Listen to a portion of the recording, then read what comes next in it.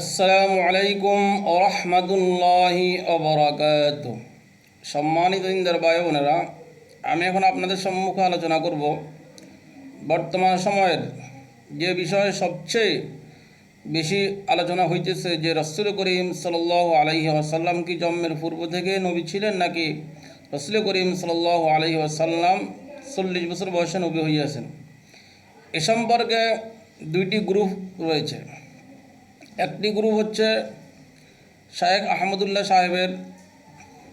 তিনি প্রথমে বক্তব্যটি দিয়েছেন যে রাসূল করিম সাল্লাল্লাহু আলাইহি ওয়াসাল্লাম 40 বছর বয়সে নবী হইয়াছেন। এর বিপরীতে মুফতি গিয়াসউদ্দিন তাহেরি তিনি বক্তব্য দিয়েছেন যে রাসূল করিম সাল্লাল্লাহু আলাইহি ওয়াসাল্লাম জন্মের পূর্ব থেকে নবী হইয়াছেন। প্রথমে যদিও আলোচনা দুইজনের মধ্যে ছিল, কিন্তু পরবর্তী সময়ে দুইটি ভাগ হইয়া গিয়াছে। শায়েখ আহমদুল্লাহ সাহেবের পক্ষ অনেক ওলামায়ে কেরাম এবং তার অনেক ফ্যান ফলোয়ার তার পক্ষে রয়েছে, এবং মুফতি গিয়াসউদ্দিন তাহেরি সাহেবের পক্ষেও তার অনেক ওলামায়ে কেরাম, অনেক ফ্যান ফলোয়ার রয়েছে। এমনকি পরবর্তীতে শোনা গেছে যে এ সম্পর্কে গিয়াসউদ্দিন তাহেরি সাহেব তিনি নাকি মামলা করেছেন। এটা শুনেছি, কিন্তু সত্য মিথ্যা জানি না। এটা সত্য হইতে পারে, মিথ্যা হইতে পারে, কিন্তু তিনি প্রথম থেকে এই বিষয়ে মামলা করবেন এটা বারবার হুমকি ধমকি দিয়েছেন, সেটা সকলেরও জানা। এখন কথা হইল, এই বিষয়ে এত আলোচনার পর প্রকৃতপক্ষে কার বিজয় হয়েছে? কি শায়েখ আহমদুল্লাহ সাহেবের বিজয় হয়েছে, নাকি গিয়াসউদ্দিন তাহেরের বিজয় হয়েছে? বিজয় কার হইয়াছে? যেহেতু মামলা হয়েছে কিনা, মামলার রায় হয়েছে কিনা, যদি মামলা হয়ে থাকে মামলার রায় সাধারণত যেদিকে মামলার রায় হইবে আমরা মনে করি যে সেই দিকটায় বিজয় হইবে, যদি এটা আমরা মনে করি। কিন্তু প্রকৃতপক্ষে তো সেটা হবে না, কারণ যে অন্তরে যেটা লালন করেছে ইসলামের বিষয়ে, যেদিকে বাঘ হয়েছে, সেটা যতই রায় দেওয়া হোক কোর্টের, যতই এ বিষয়ে আলোচনা হোক, সে সেটাই উপলব্ধি করবে, সে সেটাই বুঝে নেবে। রাসূল করিম সাল্লাল্লাহু আলাইহি ওয়াসাল্লাম তিনি কি জন্মের পূর্ব থেকে নবী হইয়াছেন, নাকি 40 বছর বয়সে নবী হইয়াছে? এ সম্পর্কে এটা আজকের নতুন আলোচনা নয়, হয়তো অনেকের জন্য নতুন, কিন্তু যারা মাদ্রাসা পড়ালেখা করেছে, আমরা যারা মাদ্রাসা পড়ালেখা করেছি তাদের কাছে এটা নতুন নয়। যেহেতু এই সম্পর্কে আমরা হাদিস পড়েছি, পবিত্র কোরআন শরীফে আল্লাহ পাক রব্বুল আলামিন এই সম্পর্কে বলেছেন রাসূলের বিষয়ে, যে রাসূল কি পূর্ব থেকে নবী না 40 বছর বয়সে নবী হইয়াছেন। এই সম্পর্কে রাসূল করিম সাল্লাল্লাহু আলাইহি ওয়াসাল্লামের অসংখ্য হাদিস রয়েছে। আল্লাহ পাক রব্বুল আলামিন পবিত্র কোরআন শরীফে ইরশাদ করেছেন। তো আমরা যারা মাদ্রাসা পড়ালেখা করেছি তাদের এই বিষয়ে আগে থেকে জানা রয়েছে, এটা নতুন কোনো বিষয় নয় বিতর্কের। কিন্তু বর্তমানে এটা হঠাৎ করে যেহেতু বিতর্ক শুরু হয়েছে, তো যারা আলেম বা এ সম্পর্কে জানে না তাদের কাছে এই বিষয়টা নতুন। শুধু ইসলামের যে এই বিষয়টা নিয়ে বিতর্ক এরকম নয়। ইসলামের মূল ভিত্তি হচ্ছে 5টি: কালিমা, নামাজ, রোজা, হজ, যাকাত। এই 5টি বিষয়ের মধ্যে তেমন কোনো বিতর্ক নাই। এটা মোটামুটি সব ঘরানার আলেম, যেমন বর্তমানে আলেমের মধ্যেও ভাগ রয়েছে। কেউ হলো সুন্নি আলেম, কেউ হইল ওয়াহাবি আলেম, কেউ হইল আহলে হাদিস। তো যে ঘরানারে হোক, যে ঘরানার আলেমে হোক, কিন্তু ইসলামের মূল ভিত্তিগুলো, মৌলিক বিষয়গুলো সকলের কাছে এখন পর্যন্ত একই রকম রয়েছে, বিতর্ক কম রয়েছে।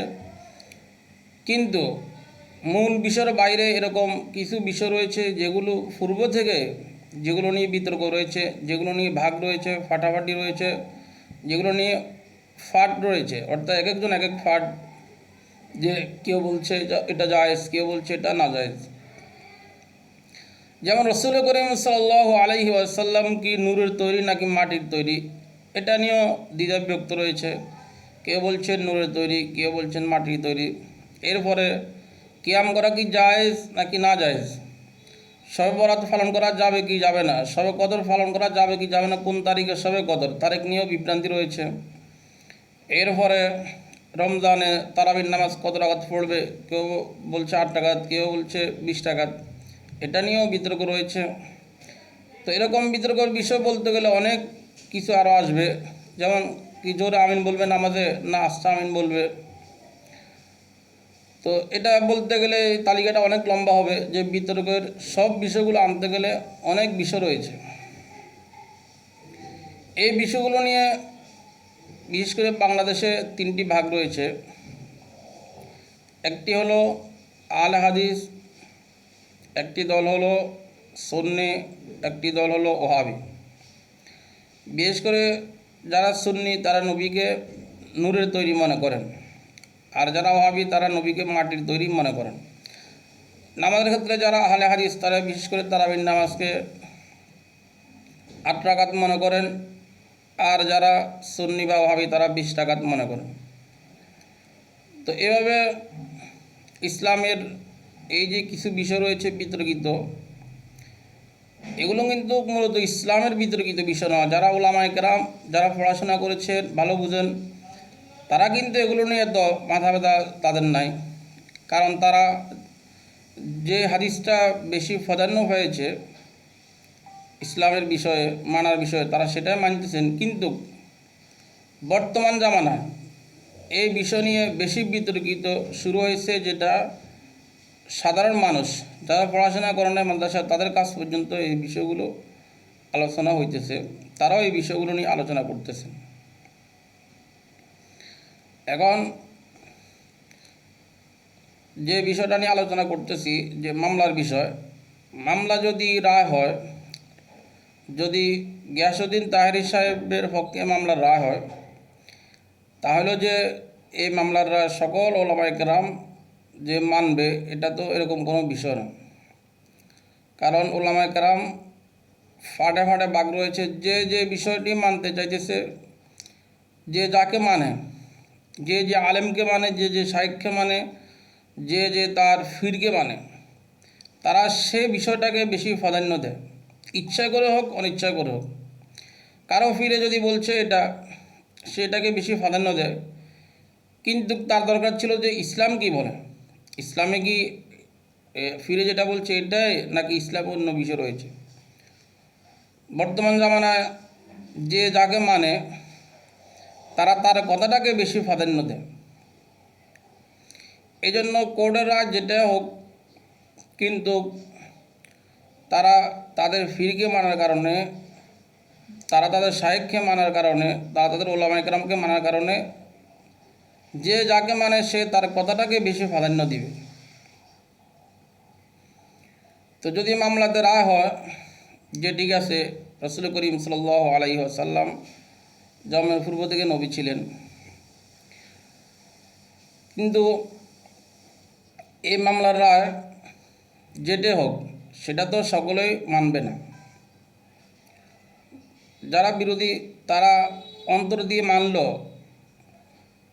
কিন্তু তারা মৌখিকভাবে মন দিয়ে তারা এটা উচ্চারণ করবে না, এটা তারা মুখ দিয়ে উচ্চারণ করবে না যে তারা এটা মানছে। কারণ তারা এটাকে নিজেদের ফিরতির মান সম্মানের বিষয় তারা মনে করে। তো এটা আসলে রায় হইল কতটুকু এটা বাস্তবায়িত হবে এই রায়, যেহেতু এটা ইসলামী শাসনে চলে না, কোর্ট এই রায়কে বাস্তবায়িত করতে পারবে কি না সেটা একটি বিষয় রয়েছে। কিন্তু আমি মনে করি এই রায়ের পাশাপাশি যদি এই রায়টা বাস্তবায়িত হয় সুন্দরভাবে, তাহলে ইসলামের আরও বিষয় যেগুলো নিয়ে বিতর্ক চলতেছে প্রতি বছরে, শবে বরাত আসলো বিতর্ক, শবে কদর আসলো বিতর্ক শুরু হয়, রমজান আসলো বিতর্ক শুরু হয়, বিষয়গুলো নিয়ে ওলামায়ে কেরাম এক একজন এক এক ফাটে থাকে, কিছু মুসল্লি এক একজন এক এক ফাটে থাকে। তাহলে যদি এই সকল বিষয় যদি সমস্যার সমাধান হয়ে যায় কোর্টের মাধ্যমে ভবিষ্যতে, তাহলে আমরা অনেক সমালোচনা থেকে এবং কি অনেক বিতর্ক থেকে আমরাও মুক্তি পাব, যেহেতু আমাদেরকে অনেকে এসব বিষয় জিজ্ঞাসা করে, আমরা এসব বিষয়ে উত্তর দিতে হয়। তো এই জন্য যদি এটা কোর্টের রায় হয়, রায় যে পক্ষে আসে, কিন্তু পরবর্তীতে ইসলামের যে সকল বিতর্কিত বিষয় রয়েছে মানুষের মাঝে, ওই সকল বিষয় যদি কোর্টের মধ্যে ভবিষ্যতে সমাধান হয়ে যায় তাহলে উম্মতের জন্য ভালো হবে। কিন্তু যেহেতু এটি ইসলামী বিষয়, ধর্মীয় বিষয়, এটা কোর্টে সমাধান করতে পারবে কি না সেটাও একটা বিষয় রয়েছে। এটা তো আর মানুষের নিজস্ব কোনো বিষয় নয়, ধর্মীয় বিষয়। এগুলো কোর্টের মাধ্যমে বাস্তবায়িত করা, রায় দেওয়া, একদিকে রায় দেওয়া, এগুলো তো জটিল বিষয়। তবে সর্বশেষ আমি যে কথাটি বলতেছি সেটা হচ্ছে যে কোর্টের রায়ের আগে এখন কি শেখ আহমদুল্লাহ সাহেব তিনি কি তার পক্ষে রায় পেয়েছেন, নাকি গিয়াসউদ্দিন তাহেরি সাহেব তিনার পক্ষে রায় পেয়েছেন? বর্তমানে তাদের যে ফ্যান ফলোয়ার যেভাবে, গিয়াসউদ্দিন তাহেরি সাহেবের ফ্যান ফলোয়ার যেভাবে শেখ আহমদুল্লাহ সাহেবকে গালাগালি করতেছেন, খারাপ খারাপ কমেন্ট করতেছেন, এবং শেখ আহমদুল্লাহ সাহেবের ফ্যান ফলোয়ার তাহেরি সাহেবকে যেভাবে গালাগালি করতেছেন, খারাপ কমেন্ট করতেছেন, তো ইসলাম তো খারাপ কমেন্ট গালাগালি এটা তো পছন্দ করে না।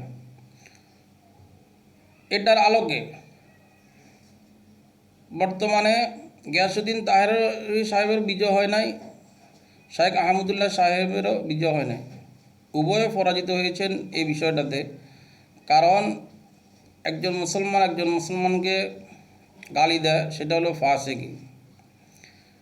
তো তাদের ফ্যান ফলোয়ার যেভাবে গালাগালি করতেছে এবং ইসলাম ধর্মকে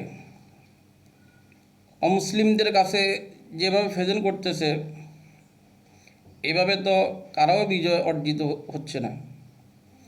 অর্থাৎ ইসলাম হলো সুন্দর ধর্ম, এর যদি কোনো বিতর্কিত বিষয় থাকে সেটা ওলামা কেরাম বসে সমাধান করবে। আর আল্লাহ পাক বলছেন, উদু ইলা সাবিল রব্বিকা বিল হিকমা ওয়াল মাউইযাতিন হাসানা, তোমরা সুন্দর কথার মাধ্যমে অপরকে আহ্বান করো, ডাকো। তো ইসলামের কোনো বিতর্কিত বিষয় থাকলে সেটা যারা ওলামা কেরাম বড় রয়েছেন তারা বসে সকল বিষয় সমাধান করবেন।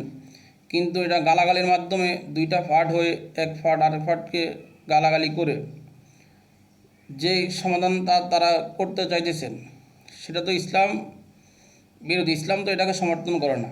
আল্লাহ পাক নিজে বলছেন যে তোমরা অন্যদের ইলাকে গালি দিও না, যদি দাও তাহলে তারা তোমাদের ইলাকে গালি দিবে, অর্থাৎ তোমাদের খোদাকে তারা গালি দিবে। এটা তো আল্লাহ পাক রব্বুল আলামিন নিজে বলছেন। এই জন্য আমরা যদি একজনকে গালি দিই তাহলে সে আমাদেরকে গালি দিবে। তো সুতরাং সব বিষয়, যত বিষয়ে সমস্যা রয়েছে সুন্দরভাবে বসে সমাধান করতে হবে। গালাগালির মাধ্যমে এগুলোর সমাধান হবে না, এবং গালাগালির মাধ্যমে সমাধান করা ইসলামের এটাকে সমর্থনও করে না। তো আমি অবশ্যই উভয় দলকে আহ্বান করব, আপনারা গালাগালি না করে এই বিষয়ে বসে সমাধান করেন। আর যদি কোর্টের মাধ্যমে সমস্যার সমাধান হয় তাহলে ভালো, অসুবিধা নাই।